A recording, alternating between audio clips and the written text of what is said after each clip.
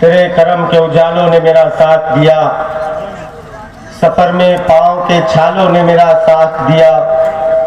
जहाँ जहाँ भी कदम लड़खड़ाए हैं मेरे, दुआएं मांगने वालों ने मेरा साथ दिया।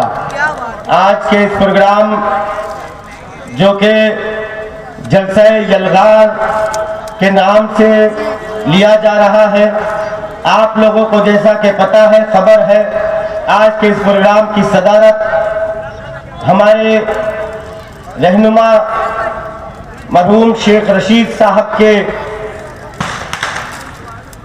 देरीना साथी जनाब शेख शब्बीर बीरे साहब फरमा रहे हैं।